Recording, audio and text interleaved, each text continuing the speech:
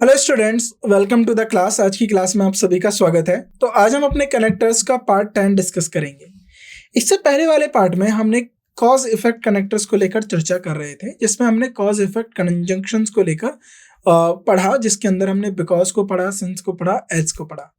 सो आज के पार्ट में हम कॉज इफेक्ट प्रीपोजिशंस की बात करेंगे। अब कनेक्टर्स के अंदर हम दो चीजों को लेकर चर्चा करते हैं, एक होता है कंजंक्शन, दूसरा होता है प्रीपोजिशन। दोनों के अंदर मेन डिफरेंस क्या रहता है कि कंजंक्शन दो क्लॉजेस को कनेक्ट करता है और हर क्लॉज का अपना एक सब्जेक्ट और वर्ब है। अगर एक कंजंक्शन की मैं बात करूं, एक कंजंक्शन दो ऐसी क्लॉजेस को कनेक्ट करेगा जिसके अपने सब्जेक्ट और अपने वर्ब होंगे। अब डिपेंड करता है कि क्लॉजेस कैसी हैं हमारी, उस तरीके से हम कंजंक्शन की रिक्वायरमेंट होती है। अगर कॉन्ट्राडिक्टरी क्लॉजेस हैं, अगर एक क्लॉज दूसरी क्लॉज को कॉन्ट्राडिक्ट करती है, उसके अपोजिट बात करती है, राइट, तो यहां पर हम कॉन्ट्राडिक्टरी कंजंक्शंस को लेकर यूज करते हैं, जो हम पढ़ चुके हैं। फिर उसके बाद अगर कोई क्लॉज दूसरी क्लॉज का रीजन बताती है, उस घटना का रीजन बताती है, उस रिजल्ट का जो है कॉज बताती है, तो वो कैसे आया उसका आउटकम बताती है, तो अब उसके लिए हम कॉज इफेक्ट डिनोटिंग कनेक्टर्स पढ़ते हैं, जिसके अंदर हम कॉज इफेक्ट डिनोटिंग कंजंक्शन की बात करेंगे। तो कंजंक्शन का मतलब दो ऐसी क्लॉजेस को जोड़ना जो हमारे कॉज को बताएं, किसी भी इवेंट के एक्शन को या किसी भी इफेक्ट के एक्शन को या डिसीजन को का जो रीजन बताया जाएगा, जो कॉज बताया जाएगा, ऐसी दो क्लॉजेस को जोड़ने के लिए हम कॉज इफेक्ट कंजंक्शन का यूज करते हैं। अब बात आती है प्रीपोजिशन की कि कॉज इफेक्ट प्रीपोजिशंस क्या होते हैं। देखिए, जब हम सेपरेटली सब्जेक्ट वर्ब के साथ, सब्जेक्ट वर्ब एक अपना एक क्लॉज बनाता है, अब वो क्लॉज किसी का रीजन बन रहा है, तो वहां पर हमें कंजंक्शन की रिक्वायरमेंट है। अगर क्लॉज की जगह पर कोई नाउन या नाउन फ्रेज या नाउन की जगह पे यूज होने वाले कोई भी वर्ड वो कॉज वाला रिलेशनशिप बता रहा है अपने मेन सेंटेंस के साथ, समझिए। पहले हम क्या कर रहे थे, दो अलग सेपरेट क्लॉजेस को लेकर चल रहे थे। ये वाली क्लॉज इसका कॉज बता रही है, रीजन बता रही है, वहीं हमारे ये मेन सेंटेंस है या नाउन या ग्रुप ऑफ नाउन, या फिर मैं बात करूं noun phrase, group of words जो है नाउन फ्रेज, या फिर इसकी जगह पे यूज होने वाला वर्ड जो एक एज अ ऑब्जेक्ट या नाउन की तरह काम कर रहा है। और ये जो वर्ड है, नाउन है या नाउन फ्रेज है, ये रिलेशनशिप बता रहा है इस मेन सेंटेंस के साथ। और वो रिलेशनशिप कैसा है, ये रिलेशनशिप जो है वो कॉज बताया जा रहा है, यानी वो रिलेशनशिप कारण बता रहा है कि ऐसी घटना क्यों हुई, ऐसा आउटकम हमें क्यों मिला, ऐसा रिजल्ट हमें क्यों मिला। तो जब वर्ड्स का रिलेशनशिप हम जोड़ते हैं तो हमें प्रीपोजिशन की रिक्वायरमेंट होती है, और कॉज को बताने का अगर हमें प्रीपोजिशन चाहिए तो हम कॉज इफेक्ट प्रीपोजिशंस यूज करते हैं, जो कि हमारे because of, due to, owing to और ऑन अकाउंट ऑफ। तो आज हम इन चारों को चर्चा करेंगे कि बिकॉज ऑफ को कैसे यूज किया जाता है, ड्यू टू को कैसे यूज किया जाता है, ओइंग टू को कैसे यूज किया जाता है, ऑन अकाउंट ऑफ को कैसे यूज किया जाता है। तो सबसे पहले ध्यान देने वाली बात यह है बिकॉज। अगर सिर्फ बिकॉज को लेकर मैं बोलूं तो याद रखिएगा बिकॉज एक कंजंक्शन है। वहीं अगर मैं बात करूं बिकॉज ऑफ, तो बिकॉज ऑफ एक प्रीपोजिशन की तरह यूज होगा। ड्यू टू एक हमारा प्रीपोजिशन है, ओइंग टू प्रीपोजिशन है, ऑन अकाउंट ऑफ प्रीपोजिशन है। अब ये देखिए, ये प्रीपोजिशनल फ्रेज है, याद रखिएगा, एक सिंगल वर्ड नहीं, ये प्रीपोजिशनल फ्रेज होते हैं हमारे, राइट, क्योंकि ये दो वर्ड से बने हैं, ऑन अकाउंट ऑफ तीन वर्ड से बना है, तो इसको हम बोलते हैं prepositional phrase. On account of, ये तीनों का अपना अपना मीनिंग है, लेकिन जब तीनों एक साथ जोड़ दिए गए तो ये हमारा कॉज डिनोटिंग प्रीपोजिशन बन गया। अब शुरुआत करते हैं सबसे पहले बिकॉज ऑफ के साथ। बिकॉज ऑफ क्या होता है, इसका मतलब क्या होता है, बिकॉज से कैसे ये अलग होता है, पहले इसको समझ लीजिए। मैंने आपको बताया बिकॉज एक कंजंक्शन है और बिकॉज भी हमारा कॉज को बताएगा, तो यहाँ पर ये दो क्लॉजेस को जोड़ेगा जो एक दूसरे का, यानी जो दूसरी क्लॉज है पहले वाली क्लॉज का कॉज बताएगी। तो क्लॉज को जोड़ने के लिए हमें कंजंक्शन चाहिए जो बिकॉज है। वहीं अगर हमें रिलेशनशिप एस्टैब्लिश करना है, हमें कोई दूसरी क्लॉज नहीं है हमारे पास, वो सिर्फ नाउन है या नाउन फ्रेज है, तो वहां पर हमें प्रीपोजिशन की जरूरत होगी। तो right, so because of is used as a cause denoting preposition to indicate the reason और cause for something happening. So it's a phrase, मैंने आपको बताया क्योंकि एक वर्ड से ज्यादा है तो हम उसे फ्रेज बोलते हैं। It's a phrase that links an action और a state to its cause. तो ये एक ऐसा फ्रेज है जो लिंक करता है राइट कॉज को किसी एक्शन या स्टेट के, typically followed by a noun और अ नाउन फ्रेज। तो इसके बाद क्या होगा, नाउन और नाउन फ्रेज होगा। आपको हमेशा याद रहना चाहिए प्रीपोजिशंस कभी भी अकेले नहीं आते हैं, वो अपने ऑब्जेक्ट के साथ आते हैं। और पूरे 8 पार्ट्स ऑफ स्पीच में से नाउन ही ऐसा है जो क्या काम करेगा, ऑब्जेक्ट का काम करेगा या फिर सब्जेक्ट का काम करेगा। अगर नाउन नहीं है तो आपको प्रोनाउन देखने को मिलेगा, अगर वहां भी नाउन या प्रोनाउन नहीं है तो आपको वहां पर जिरंड मिलेगा। लेकिन ये एज अ ऑब्जेक्ट करेंगे प्रीपोजिशन के साथ, तो प्रीपोजिशन कभी अकेला नहीं आएगा क्योंकि इसको रिलेशनशिप बताना है दो वर्ड्स के बीच में, राइट। सो उन दोनों के वर्ड्स के बीच में जो गैप है, उस गैपिंग को कौन फिल करेगा, उसको ब्रिजिंग कौन करेगा, preposition. So because of is instrumental in explaining why something occur. तो बिकॉज ऑफ हमें क्या बताएगा कि कोई चीज क्यों हुई, और एक्सप्लेन करेगा circumstances leading to a particular situation, और हमें कारण बताएगा कि यह सिचुएशन यहां तक कैसे आई, right. Now uses of because of. तो बिकॉज ऑफ को हम कहाँ यूज करते हैं, टू इंडिकेट द कॉज और रीजन। अगर आपको कॉज और रीजन बताना है तो वहां पर हमें क्या यूज करना पड़ेगा, because of. So is use to explain why something happened और why a certain state exist. क्यों हुआ और ये स्टेट क्यों एग्जिस्ट करती है, इन सब के कारण को बताने के लिए हमें किसकी रिक्वायरमेंट होगी, बिकॉज ऑफ की रिक्वायरमेंट होगी। अब एग्जांपल के तौर पे देखिए, द मैच वाज पोस्टपोन्ड। अब जो मैच है उसको पोस्टपोन्ड कर दिया गया बिकॉज ऑफ हैवी रेन। तो भारी बारिश की वजह से, यहाँ पर देखिए बिकॉज ऑफ आ गया। सो इट वॉज रेनिंग मैंने यहाँ पर कहीं लिखा नहीं लिखा, सिर्फ मैंने नाउन लिख दिया रेन और हैवी हो गया एडजेक्टिव। तो सिर्फ अपने नाउन फ्रेज हो गया ये, क्योंकि हैवी क्या है, नाउन के लिए यूज हुआ है, रेन के लिए यूज हुआ है, तो मेन वर्ड क्या हुआ, रेन हुआ, तो इसलिए नाउन फ्रेज है ये। सो यहाँ पर नाउन फ्रेज के लिए हमने बिकॉज ऑफ को यूज करा और बता दिया कि मैच जो है क्यों पोस्टपोन्ड हुआ, क्योंकि बारिश थी, because of heavy rain. Now followed bye noun और नाउन फ्रेज। तो आपको पता है कि बिकॉज ऑफ एक प्रीपोजिशन है, इसके बाद नाउन या नाउन फ्रेज मिलेगा। She was late because of traffic. तो ट्रैफिक की वजह से वो लेट हो गई। In explaining and justification. तो जब भी आप एक्सप्लेन करोगे या जस्टिफाई करोगे तो आप बिकॉज ऑफ का यूज करोगे। often used to provide an explanation और justification for an action और decision। तो जब भी आप किसी एक्शन या डिसीजन को एक्सप्लेन करोगे या उसका जस्टिफिकेशन दोगे तो आपको बिकॉज ऑफ की रिक्वायरमेंट है। So the event was cancelled. तो इवेंट को कैंसल्ड कर दिया गया, क्यों, बिकॉज ऑफ सेफ्टी कंसर्न्स। तो सेफ्टी कंसर्न को देखते हुए इवेंट को कैंसिल कर दिया गया। तो ये इवेंट को कैंसिल करने के पीछे का जो रीजन है वो बता रहा है हमारा बिकॉज ऑफ सेफ्टी कंसर्न्स। और कंसर्न्स क्या है, एक नाउन है, और सेफ्टी क्या है, एडजेक्टिव है, right. To express a direct cause effect relationship. अगर आपको डायरेक्ट कॉज इफेक्ट रिलेशनशिप को एक्सप्रेस करना है तो आप बिकॉज ऑफ को यूज कर सकते हो। क्यों, क्योंकि बिकॉज ऑफ हमारा कॉज बताता है, राइट। स्कूल वर क्लोज्ड। अब स्कूल क्यों बंद थे, because of the snow storm. क्योंकि स्नो ज्यादा पड़ गई थी, इस वजह से स्कूल बंद थे, because of the snow storm. तो जैसे रेन स्टॉर्म होते हैं ना, जो बारिश हो जाती है, आने लगते हैं, स्टॉर्म आते हैं, जो हमारे बीच एरियाज होते हैं, जैसे आपने देखा होगा वेस्ट बंगाल हो गया, उड़ीसा हो गया, आंध्र प्रदेश हो गया, इनके जो तट होते हैं यहाँ पर काफी ज्यादा स्टॉर्म आते हैं। तो उसकी वजह से हमारी जो है स्कूल है बंद हो गए हैं, राइट। आगे बढ़ते हैं। In responses to questions about reasons. अगर कोई हमारा क्वेश्चन है जो रीजन की डिमांड कर रहा है या कोई क्वेश्चन रीजन को पूछ रहा है, तो ऐसे क्वेश्चंस के रेस्पॉन्स में हम क्या यूज करते हैं, बिकॉज ऑफ यूज करते हैं। Example, why did you leave early, I left early because of a family emergency. तो यहाँ पर मेन वर्ड क्या है, इमरजेंसी, नाउन है। अब वो इमरजेंसी कैसी है, फैमिली। तो यहाँ पर फैमिली इमरजेंसी आ गया, अब फैमिली इमरजेंसी। तो फैमिली इमरजेंसी की वजह से उसको क्या करना पड़ा, जल्दी आना पड़ा, right. To highlight contributing factors. अगर कोई कंट्रीब्यूटिंग फैक्टर है, right, use to point out factors that contribute to a result और सिचुएशन। तो ऐसे फैक्टर्स को पॉइंट आउट करने के लिए जो किसी रिजल्ट या सिचुएशन के आउटकम में कंट्रीब्यूट कर रहे हैं, यानी कोई रिजल्ट आ रहा है, हुआ, या कोई रिजल्ट मिला आपको, या कोई सिचुएशन को आउटकम मिला, तो उसके पीछे क्या कारण रहे, उन कारणों को हाईलाइट करने के लिए भी बिकॉज ऑफ का यूज किया जाता है। Because of her experience she was chosen to lead the team. तो उसके एक्सपीरियंस की वजह से उसको लीड, जो टीम को लीड करना या टीम का कैप्टन बनाया गया। क्यों, क्योंकि उसके पीछे का रीजन है हर experience, now structure of because of, तो बिकॉज ऑफ का क्या स्ट्रक्चर होगा इसको लेकर चर्चा करते हैं। द जनरल स्ट्रक्चर इज, तो जनरल स्ट्रक्चर इस तरीके से होगा कि पहले आएगा हमारा इफेक्ट क्लॉज। इफेक्ट क्लॉज जो होती है वो हमारी मेन क्लॉज होती है या वो मेन सेंटेंस होता है हमारा। नाउ बिकॉज ऑफ एक प्रीपोजिशन है, तो प्रीपोजिशन किसको जोड़ेगा, नाउन या नाउन फ्रेज को।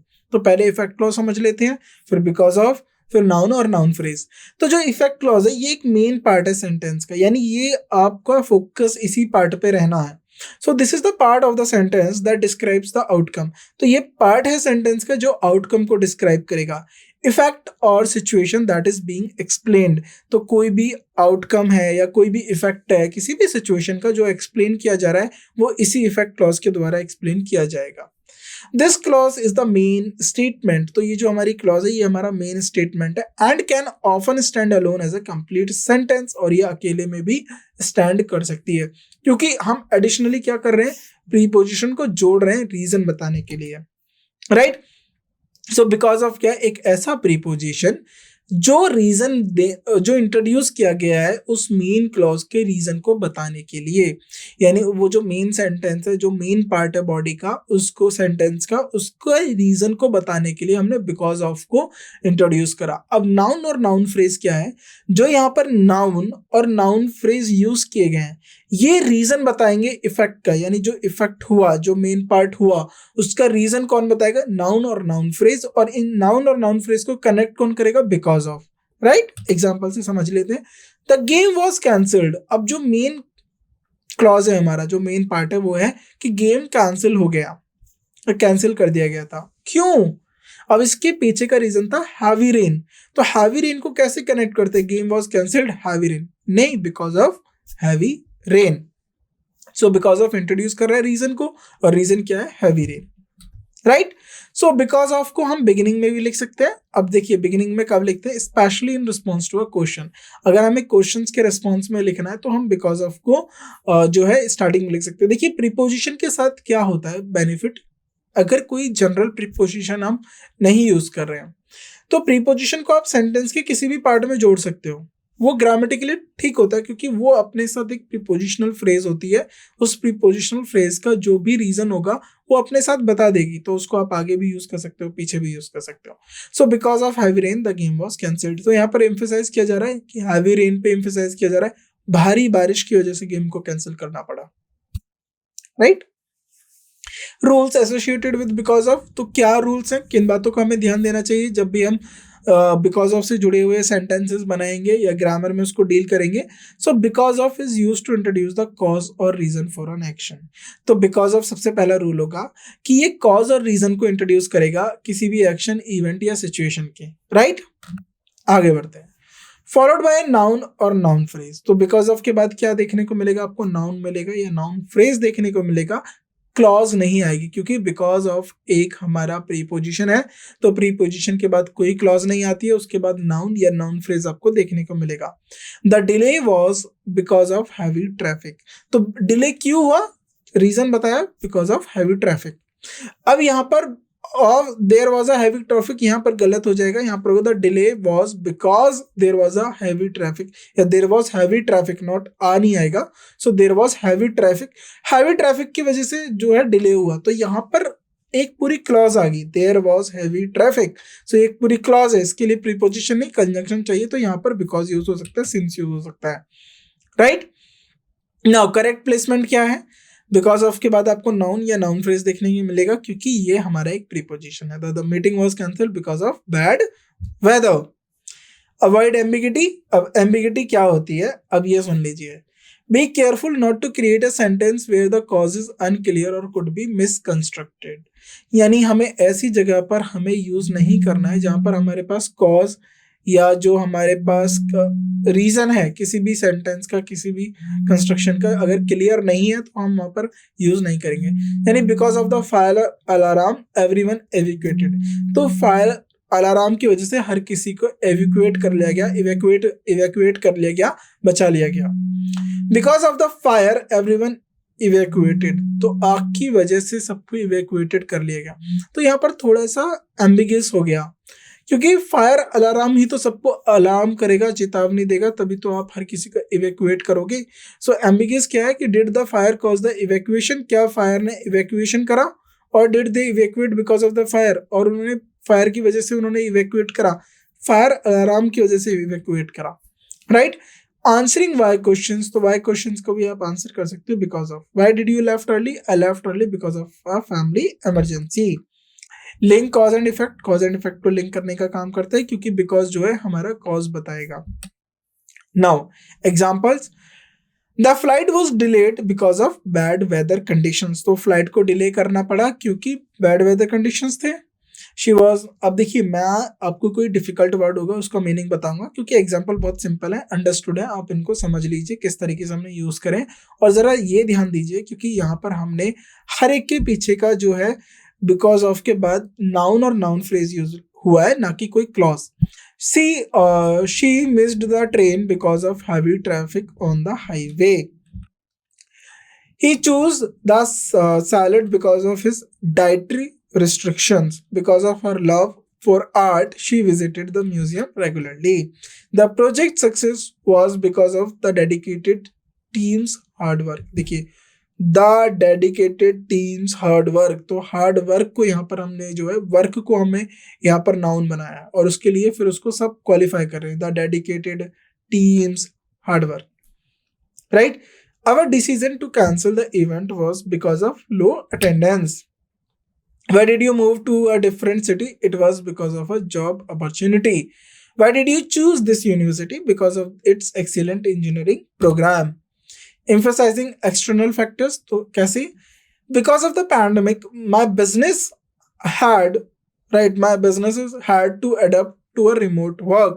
The event was postponed because of unforeseen circumstances. Informal and informal context में, formal और informal context में कैसे use होता है?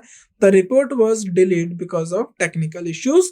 Because of his generosity, he earned the respect of his colleagues. The cancellation of the flight was because of a mechanical problem. Explanation दे रहा है cancellation के पीछे flight के, because of her commitment, the team achieved its goal.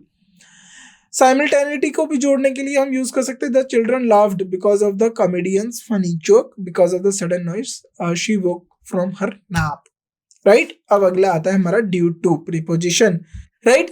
Similarly due to भी हमारा cause effect के लिए होगा, पहले चर्चा करते हैं इसके मीनिंग को लेकर। देखिए, जो ड्यू टू है ये कॉज डिनोटिंग प्रीपोजिशन होता है, use to indicate the reason और cause for a particular action और इवेंट। बिकॉज ऑफ की तरह भी ये एक प्रीपोजिशन है और ये हमारा कॉज इफेक्ट को बताएगा, कॉज इफेक्ट के रिलेशनशिप को बताएगा, right.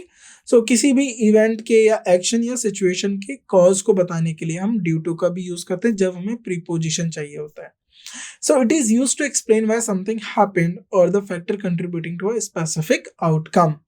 So due to it's often employed in formal writing, तो ज्यादातर हम इसको फॉर्मल राइटिंग्स में यूज कर लेते हैं। Known for its clarity in expressing causation, तो हम ड्यू टू को क्यों यूज करते हैं? क्योंकि ये ज्यादा क्लियरिटी से हमें किसी भी चीज का कारण बताता है फॉर्मल राइटिंग्स में। सो अब यूजेस क्या है इसके, यूजेस को देख लीजिए। सबसे पहला यूज होता है एक्सप्लेनिंग कॉजेज एंड रीजंस, तो जब भी आप कॉज और रीजन बताओगे तो ड्यू टू को यूज कर सकते हो।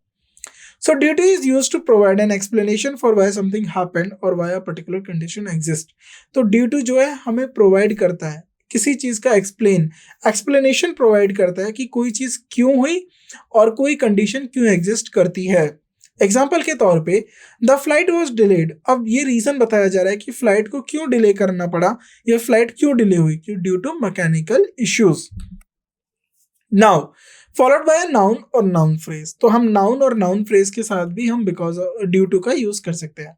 So it is always followed by, अब क्यों नाउन और नाउन फ्रेज क्यों यूज किया जा रहा है? क्योंकि ड्यू टू एक प्रीपोजिशन है और आपको पता होना चाहिए प्रीपोजिशन के बाद आपको उसका ऑब्जेक्ट चाहिए होता है, जो ऑब्जेक्ट होता है वो नाउन या नाउन फ्रेज की तरह काम करेगा। The cancellation of the event was, अब कैंसिलेशन इवेंट क्यों हुआ? ड्यू टू, अब ड्यू टू हमारी जो है रीजन है, अब ये रीजन बताएगा, कॉज बताएगा लो अटेंडेंस, अटेंडेंस नाउन है, लो हमारा एडजेक्टिव हो गया। एट्रीब्यूटिंग फैक्टर्स और कंट्रीब्यूशंस, तो एट्रीब्यूटिंग फैक्टर्स यानी ऐसे फैक्टर्स को दर्शाएगा जो किसी पर्टिकुलर आउटकम तक किसी घटना को लेकर गए हैं, यानी किसी घटना को उसके पूर्ण कराने के लिए या फिर कोई फैक्टर या क्या वजह रही है उस घटना के पीछे की वजहों को बताने के लिए हम ड्यू टू भी यूज करते हैं। The success of the project was due to the collaborative efforts of the team. So जो हमारी टीम के कोलैबोरेटिव एफर्ट्स थे, यानी जो सब एक साथ कोलैबोरेट करके, सबने एक साथ मेहनत करके जो सक्सेस लिया, प्रोजेक्ट का सक्सेस हुआ, वो क्यों हुआ? क्योंकि सारी टीम ने एक साथ मेहनत किया, राइट। अवॉइड एम्बिगिटी को अवॉइड करता है, ये बिल्कुल क्लियर बताएगा। कॉजेशन का मतलब होता है बिल्कुल क्लियर मैसेज करेगा किसी भी घटना के पीछे का रीजन को। So the delay in delivery was due to combination of adverse weather conditions and logistical issues. देखिए द डिले इन डिलीवरी, यहां तक आप जरा ध्यान से देखिए। The delay in delivery was, अब ये एक मेन क्लोज सेंटेंस हो गया दो। अब उसके पीछे का रीजन बता रहा है कि जो डिलीवरी में डिले क्यों हुआ है, due to a combination of, अब ड्यू टू के बाद प्रीपोजिशन बना, इस प्रीपोजिशन का ऑब्जेक्ट आ गया अ कॉम्बिनेशन ऑफ, एक और preposition adverse weather conditions and logical issues. तो ऑफ प्रीपोजिशन का देखिए ऑब्जेक्ट क्या हो गया, कंडीशंस, इश्यूज। अब कंडीशंस कैसी, वेदर कंडीशन एडजेक्टिव, इश्यूज कैसे, लॉजिस्टिकल इश्यूज एडजेक्टिव, और ये क्या है, एडवर्स, ये इस एडजेक्टिव को मॉडिफाई कर रहा है, right, adverse weather and conditions. तो इतना बड़ा हमने जोड़ा, राइट। सो पहली प्रीपोजिशन के साथ उसका ऑब्जेक्ट हो गया, अ कॉम्बिनेशन ऑफ प्रीपोजिशन के साथ ये हो गया। इसमें कोई भी आपको कोई भी सब्जेक्ट नहीं मिलेगा, कोई भी वर्ब नहीं मिलेगा, तो पर ये पूरा रीजन बन रहा है किसका, डिले होने का डिलीवरी में, राइट। तो इस सिचुएशन को हमने ड्यू टू यानी एक प्रीपोजिशन से जोड़ दिया। फॉर्मल एक्नॉलेजमेंट के लेकर भी हम ड्यू टू का यूज करते हैं। It is use to formally acknowledge the cause और reason, particularly in official statements. The closure of the factory is due to financially constraints. Alternative to because of in formal context, अगर आपको formal writings use करनी है, formal context में लिखना है, तो आप ड्यू टू को ज्यादा प्रेफर करिए बिकॉज ऑफ की जगह पे, right. So due to is often preferred over because of. Because of is क्यों यूज किया जाता है, क्योंकि इसका प्रिसीजन होता है, ये काफी ज्यादा प्रिसाइज रीजन देगा। So the disruption of the schedule was due to unforeseen circumstances. अब स्ट्रक्चर क्या है ड्यू टू का, तो जनरल स्ट्रक्चर ये होता है कि इफेक्ट और या रिजल्ट क्लॉज लिखोगे, देन उसके बाद ड्यू टू आएगा जो हमारा बिकॉज ऑफ के साथ था, देन उसके बाद हमारा कॉज और रीजन आएगा जो नाउन या नाउन फ्रेज बताएगा। सो इफेक्ट और रिजल्ट को कौन बताता है, हमारा main part of the sentence. जो मेन पार्ट होता है वो आउटकम, इफेक्ट या रिजल्ट की बात करता है किसी भी सिचुएशन को लेकर, और ये अपने आप में हमारा कंप्लीट सेंटेंस होता है। और ड्यू टू क्या होता है, ड्यू टू हमारा ब्रिज करेगा, यानी रीजन बताएगा। प्रीपोजिशनल फ्रेज है ये रीजन बताएगा, ये इंट्रोड्यूस करेगा नाउन और नाउन फ्रेज को, जो कि एक रीजन है। कॉज और रीजन क्या, नाउन और नाउन फ्रेज जो कि रीजन है हमारे मेन क्लॉज के, उसको इंट्रोड्यूस करने का काम कौन करेगा, ड्यू टू करेगा। Example, the flight was cancelled, flight क्यों कैंसल्ड हुई, अब इसका रीजन है बैड वेदर। अब बैड वेदर कंडीशंस इसका रीजन है। अब इस बैड वेदर कंडीशंस को फ्लाइट कैंसल्ड होने के साथ किसने जोड़ा है, ड्यू टू ने, प्रीपोजिशन, राइट। आगे बढ़ते हैं। So due to can also use to be beginning, अब हम इसको बिगिनिंग में भी यूज कर सकते हैं जब हमें रीजन पे ज्यादा एम्फेसाइज करना हो। Due to bad weather conditions the flight was cancelled, तो जब हमें एम्फेसाइज करना हो रीजन को लेकर तो हम इसको स्टार्टिंग में यूज कर सकते हैं, सेम एज जैसे हम कंजंक्शन में भी कर रहे थे और बिकॉज ऑफ में यूज कर रहे थे। अब क्या रूल्स होंगे, इंट्रोड्यूसिंग द कॉज और रीजन, तो ये किसी कॉज और रीजन को इंट्रोड्यूस करेंगे। So due to is use to introduce the cause और रीजन फॉर एन एक्शन, तो किसी भी एक्शन के कॉज और रीजन को इंट्रोड्यूस करने का काम कौन करेगा, due to, right. It explain why something happened, और ये एक्सप्लेन करता है कि कोई चीज क्यों हुई, right. Followed by a noun और नाउन फ्रेज, तो नाउन या नाउन फ्रेज के साथ हम इसको यूज करते हैं। It must be followed by a noun और नाउन फ्रेज के साथ यूज किया जाएगा क्योंकि एक प्रीपोजिशन है, इसके बाद सब्जेक्ट वर्ब नहीं मिलेगा, ध्यान रखिएगा। इसके बाद आपको कोई क्लॉज देखने के लिए नहीं मिलेगी, राइट।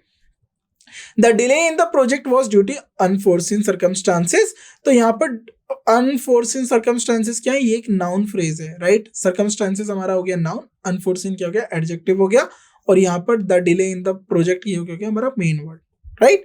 सो देखिए ड्यू टू के बाद that there were unforeseen circumstances, यहाँ पर एक सब्जेक्ट भी हो गया और वर्ब भी आ गई, तो ये नहीं होगा क्योंकि एक पूरी क्लॉज है, तो ये हम नहीं यूज करेंगे, राइट, करेक्ट प्लेसमेंट क्या है? ड्यू टू को हम नाउन फ्रेज या नाउन के साथ लिखते हैं क्योंकि ये प्रीपोजिशन है, और जो नाउन और नाउन फ्रेज होंगे ये कॉजुअल होंगे। कॉजुअल का मतलब है कि ये जो नाउन और नाउन फ्रेज होंगे ये कॉज बताएंगे, ये रीजन बताएंगे अपने मेन सेंटेंस का। तो जब भी हमारे ऐसे कोई भी नाउन या नाउन फ्रेज जो रीजन बन के आते हैं हमारे मेन सेंटेंस का, उसको हम प्रीपोजिशंस के साथ जोड़ते हैं, याद रखिएगा। Right, avoid ambiguity. एम्बिगिटी को अवॉइड कैसे करना है? Be careful not to create a sentence where the, अब देखिए जाहिर सी बात है आपको वहां पर यूज नहीं करना है ड्यू टू या बिकॉज ऑफ, जहां पर आपको लग रहा है कि जो कॉज है किसी भी सेंटेंस का वो क्लियर नहीं है। राइट, तो वहां पर यूज ना करें। इन पैसिव वॉइस, तो ये एक यूज थोड़ा सा इसका बिकॉज ऑफ से अलग है कि due to can be used effectively in passive voice construction to emphasize the cause. तो जब भी आप पैसिव वॉइस यूज करोगे तो वहां पर ड्यू टू को ज्यादा अच्छे से यूज करना, क्योंकि ड्यू टू ज्यादा एम्फसाइज करता है कॉज को। द डिले वॉज, अब ये जो दो डिले है was due to unforeseen circumstances.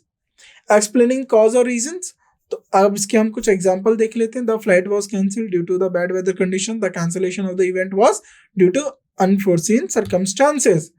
Attribution, attributing factors for contribution.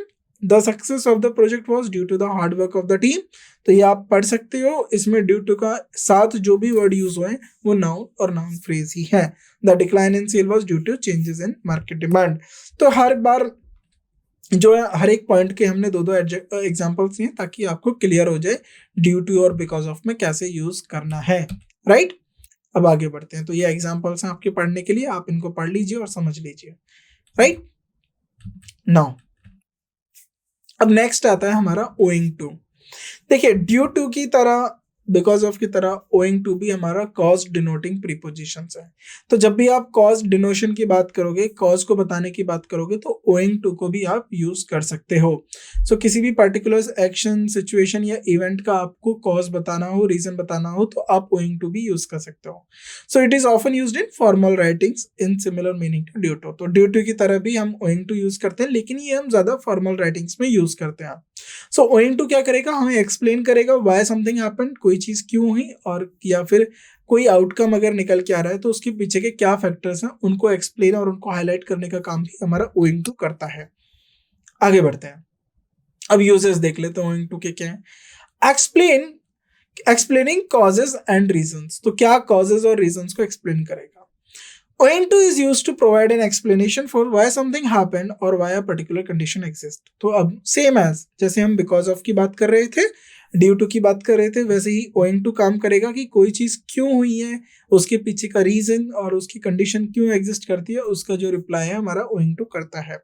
The delay in the project was owing to unforeseen circumstances. तो यहाँ पर हमने due to unforeseen circumstances करा, because of unforeseen circumstances करा, owing to भी similar meaning करेगा cause और reason के लिए। अगेन owing to एक हमारा प्रीपोजिशन है, तो प्रीपोजिशन के बाद आपको कोई भी क्लॉज नहीं मिलेगी, इसके बाद आपको नाउन और नाउन फ्रेज मिलेगा जो कि ऑब्जेक्ट की तरह काम करेगा हमारे owing to प्रीपोजिशन के लिए, और साथ में वह नाउन और नाउन फ्रेज रीजन बनेगा हमारे मेन क्लॉज के लिए।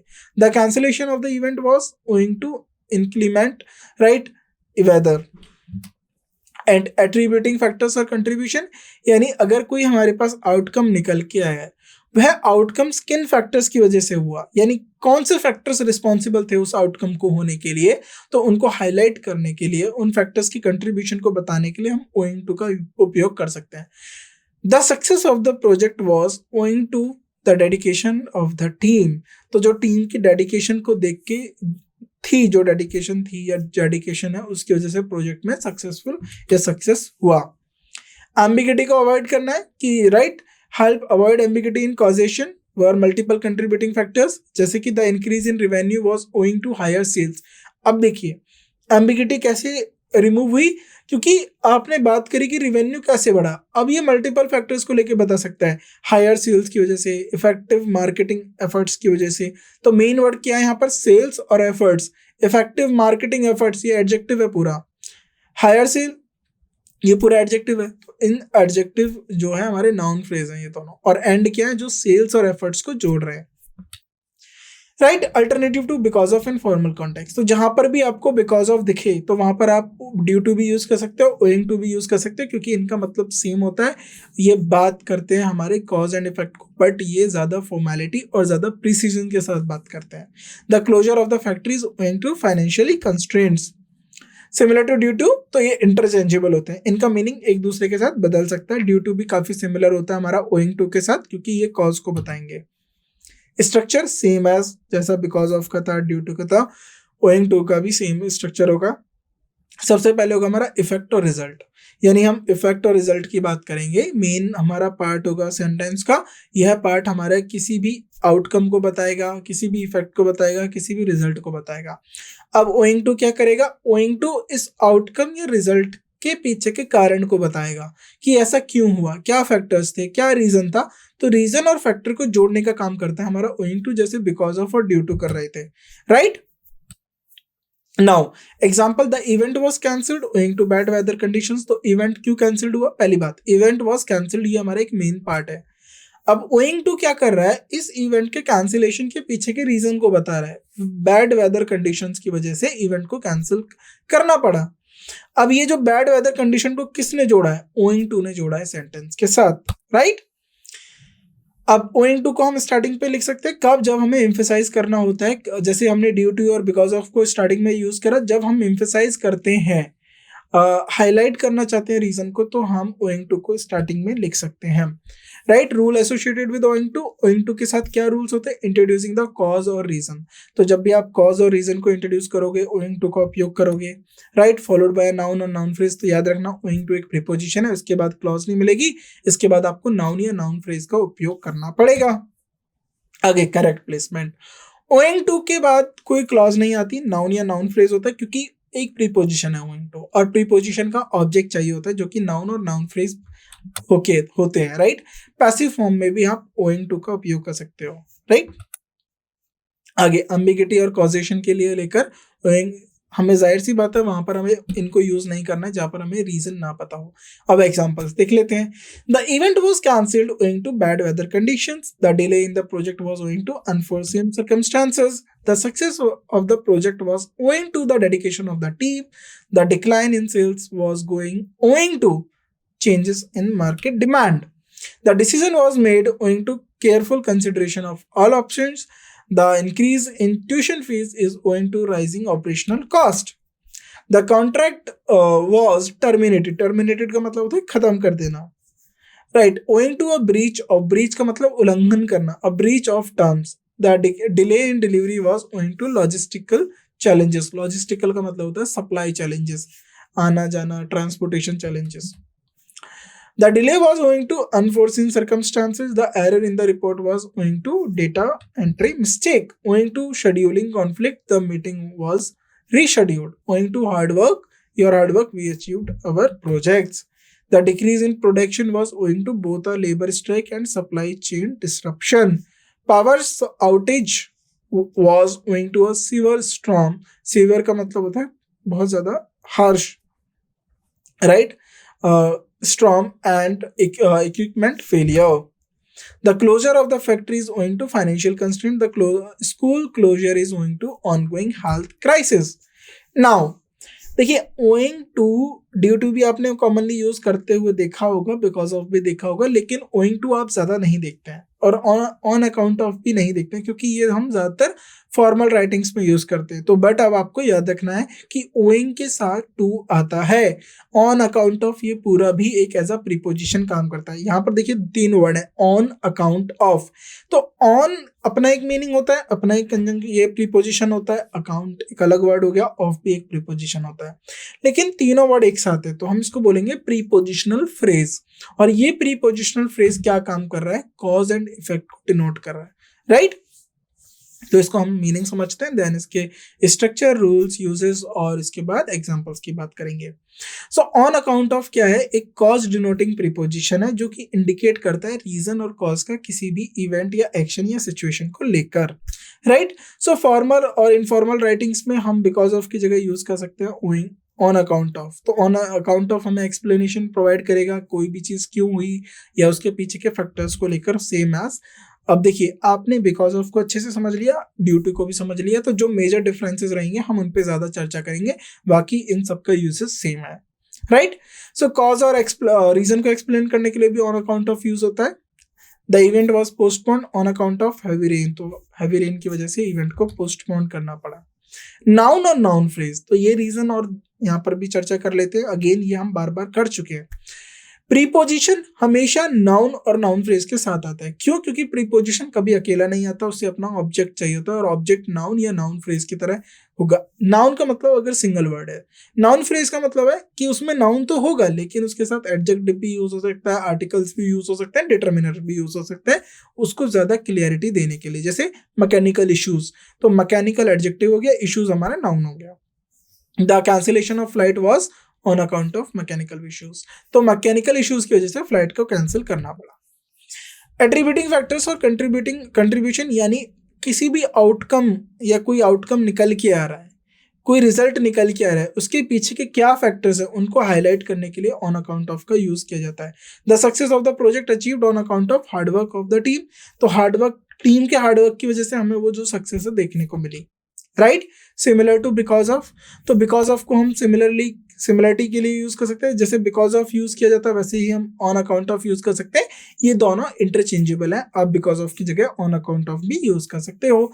The delay in production was caused on account of a shortage of raw materials, तो प्रोडक्शन में क्यों डिले हुआ?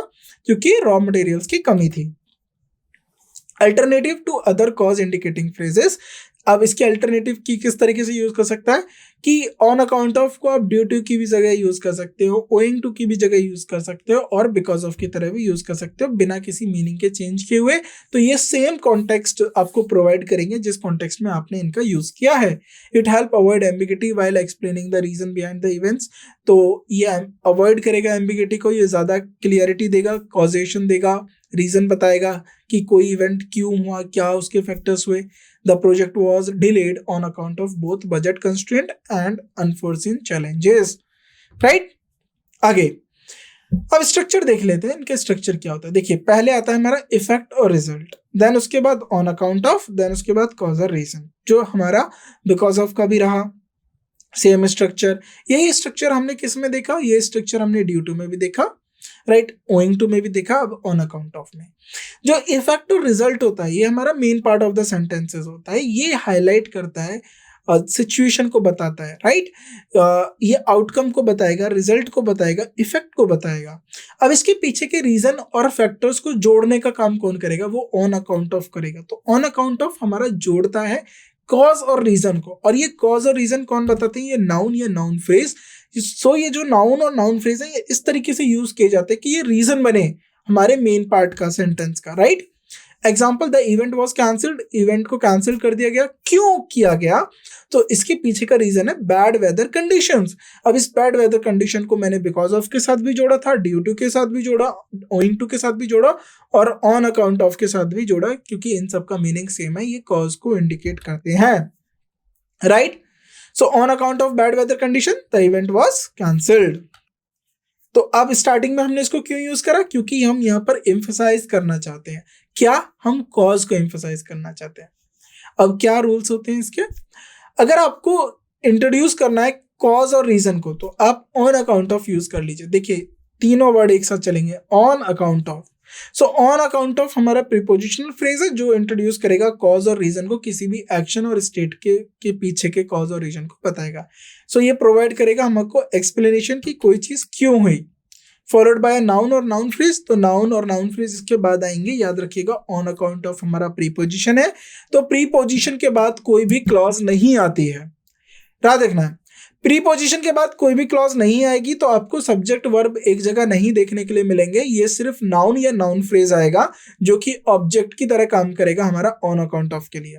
जैसे the cancellation of the event was on account of bad weather conditions, तो कंडीशंस क्या है? नाउन, वेदर एडजेक्टिव हो गया, कंडीशंस बता रहा है वेदर कंडीशंस, और बैड वेदर कंडीशंस की हमारा एडजेक्टिव हो गया।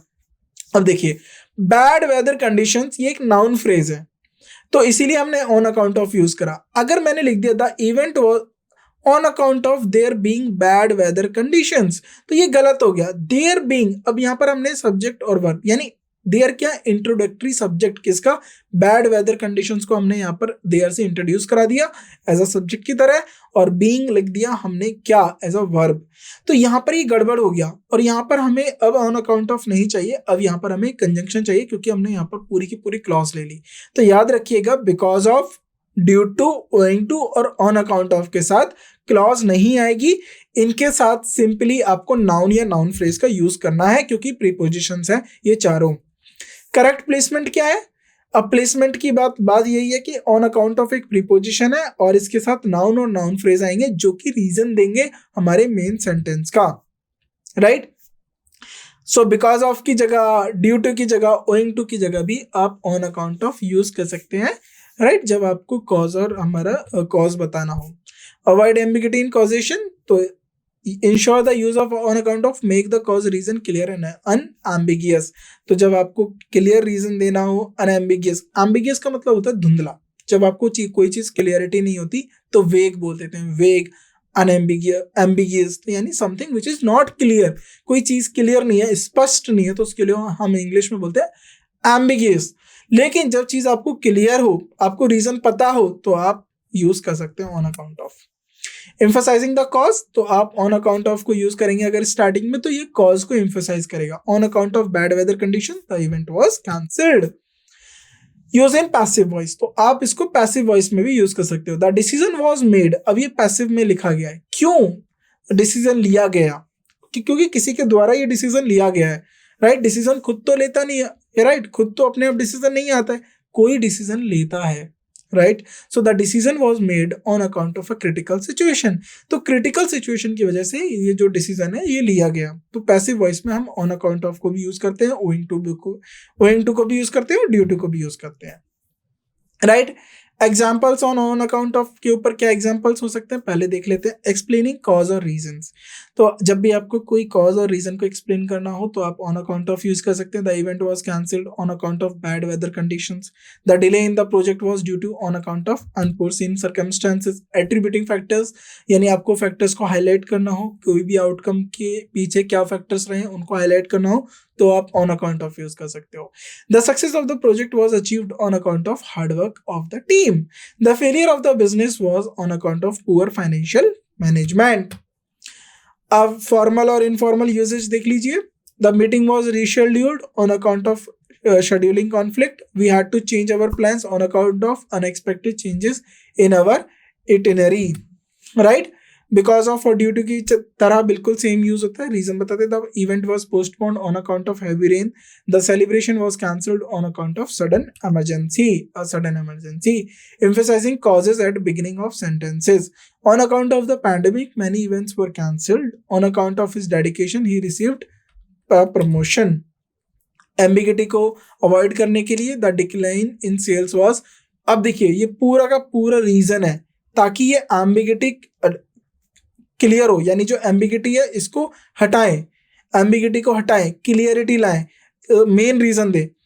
The both reduced consumer demand and increase competition, ये पूरा रीजन हमने ऑन अकाउंट ऑफ के साथ जोड़ दिया। द प्रोजेक्ट सक्सेस वाज, अब प्रोजेक्ट के सक्सेस का reason careful planning and effective execution, हमने पूरा ऑन अकाउंट ऑफ के साथ जोड़ दिया। ऑफिशियल स्टेटमेंट्स में भी यूज कर सकते हैं on account of unforeseen circumstances, the conference has been postponed, the closure of the factories on account of financial difficulties. तो यहाँ पर हमने कॉज एंड इफेक्ट कनेक्टर्स खत्म कर लिए, जिसके अंदर हमने कॉज एंड इफेक्ट कंजंक्शंस को पढ़ा, बिकॉज, सिंस, एज पढ़ा, फिर कॉज एंड इफेक्ट हमारे प्रीपोजिशंस पढ़े जो हमारे क्या थे, because of, due to, owing to, on account of. तो इनका यूज समझ लीजिए किस तरीके से हमने इसको यूज करा है और कैसे हमें सेंटेंस का स्ट्रक्चर बनाना है, क्या इनका स्ट्रक्चर रहेगा, क्या इनके जनरल कंडीशंस रहेंगे, राइट। क्योंकि सारे के सारे हमारे किसके लिए यूज हो रहे हैं, कॉज के लिए। एक मेन डिफरेंस तो यही रहता है, कंजंक्शन और एक प्रीपोजिशन है तो उनके अपने खुद के डिफरेंस है। क्लॉज को इंट्रोड्यूस करेगा, एक सिर्फ रिलेशनशिप बताएगा वर्ड्स के बीच में, तो ये मेन डिफरेंस। तो चाहे आप किसी भी टाइप के कंजंक्शन को पढ़ लो, प्रीपोजिशन को पढ़ लो, ये जो मेन बेसिक डिफरेंस है ये तो एग्जिस्ट करेगा ही करेगा। लेकिन इसके साथ चीजें ये हैं कि आपको याद रखना है कि हमने इनको किस तरीके से यूज करा। जब आपको पता है कि किस तरीके से यूज करा है तो आपको इजीली सेंटेंस बनाने में कोई प्रॉब्लम नहीं आएगी, आप अच्छे से सेंटेंस को क्रिएट कर सकते हैं। तो अब यहाँ की इसके बाद हम अगली नेक्स्ट कैटेगरी पढ़ेंगे, हमारी कनेक्टर्स की होगी। देन उसके बाद ऐसी ही एक एक कैटेगरीज को पढ़ के उनके वर्ड्स को समझ के देन हमारा कनेक्टर्स चैप्टर फिनिश हो जाएगा। जब आप एग्जाम में ये क्वेश्चंस देखोगे या जब आप रीडिंग करोगे बुक्स की या न्यूज़पेपर की कोई भी आर्टिकल जब आप पढ़ते हो तो वहां पर आपको क्लियरिटी मिल जाएगी कि जो पर्टिकुलर वर्ड्स हैं जिनसे आप डरते हो, भयभीत करते हैं आपको, ये वर्ड्स किस लिए यूज किए जाते हैं। हाउएवर क्यों यूज किया जाता है, ये नॉनदीलेस क्यों यूज करा जाता है, नेवरदीलेस क्यों यूज करा जाता है, राइट, ऑन अकाउंट ऑफ क्यों यूज किया जा रहा है, बिकॉज ऑफ क्यों, डूइंग टू, ओइंग टू, ये कुछ ऐसे अनकॉमन वर्ड्स यानी जो आपने देखे नहीं है आमतौर पर, राइट। बट यहाँ से आपको क्लियरिटी हो जाएगी कैसे आप इन वर्ड से ओवरकम कर रहे हो, कैसे इनकी मीनिंग आपको पता चल रहे हैं। तो यहाँ से क्लियरिटी मिलेगी आपको, आप इजीली अंडरस्टैंड कर पाएंगे क्या इस पर्टिकुलर मीनिंग है, क्या ये कॉन्ट्राडिक्टरी क्लॉजेस हैं, कैसे पता चल जाएगा। एक तो आपको खुद कॉन्टेक्स्ट से क्लियर हो जाएगा कि ये कॉन्ट्राडिक्टरी है, नहीं तो आपने इतने सारे वर्ड्स पढ़े हैं, आपको पता है कि ये पर्टिकुलर वर्ड कॉन्ट्राडिक्टरी के लिए यूज होता है तो इसके पीछे का रीजन ये है, आप ऐसे दे पाएंगे। उसके बाद आपको पता रहेगा कि ये कॉज एंड इफेक्ट की बात हो रही है, सिंपली आपको कॉन्टेक्स्ट से पता चल जाएगा, वर्ड से पता चल जाएगा। तो पहले अगर आपको कॉन्टेक्स्ट से पता चलता था, अब आपको वर्ड से भी पता चल जाएगा क्योंकि अब आपने वर्ड्स को भी सीख लिया है। बट हाँ, देयर इज अ डिफरेंस, कहाँ पर आपको इनफॉर्मल में किस तरीके के वर्ड यूज करने हैं, फॉर्मल में किस तरीके के वर्ड यूज करने हैं, इसमें थोड़ा सा एक डिफरेंस हो जाता है, तो इस चीज को याद रखना। अब आने वाले लेक्चर्स में हम और भी ग्रुप कनेक्टर्स को पढ़ेंगे और भी जो डिफरेंट टाइप्स के कनेक्टर्स हम यूज करते हैं अपने डे टू डे लाइफ में, इंग्लिश कंपोजिशन में, ग्रामर में, राइट, अपनी राइटिंग्स में, तो उनको हम अच्छे से समझेंगे। क्योंकि जब बात आती है राइटिंग की ना, तो यहाँ पर ये जो आपने पढ़ा है कनेक्टर्स, ये बहुत इंपॉर्टेंट है, ये काफी आपको इंपॉर्टेंट रोल प्ले करेगा राइटिंग्स को लेकर, क्योंकि इससे क्लियरिटी मिलती है वर्ड्स को लेकर, उनके यूजेस को लेकर। तो अब आपको एग्जाम में डिफिकल्टी नहीं आएगी कि बिकॉज ऑफ कहाँ पर यूज होना है, राइट, बिकॉज कहाँ यूज होना है, इन स्पाइट के साथ ऑफ आएगा, डिस्पाइट के साथ ऑफ नहीं आता, तो इन स्पाइट ऑफ हो गया, डिस्पाइट हो गया, ये दोनों इंटरचेंजेबल होते हैं, यानी दोनों मीनिंग देते हैं, बट लेकिन किसके साथ ऑफ आ रहा है, किसके साथ ऑफ नहीं आ रहा, इसको भी लेकर आपको क्लियरिटी आएगी।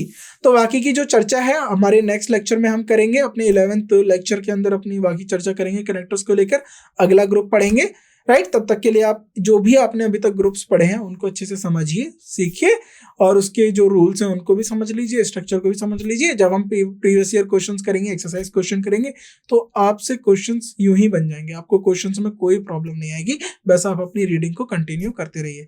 तो आज के लेक्चर में बस इतना ही। Thank you so much.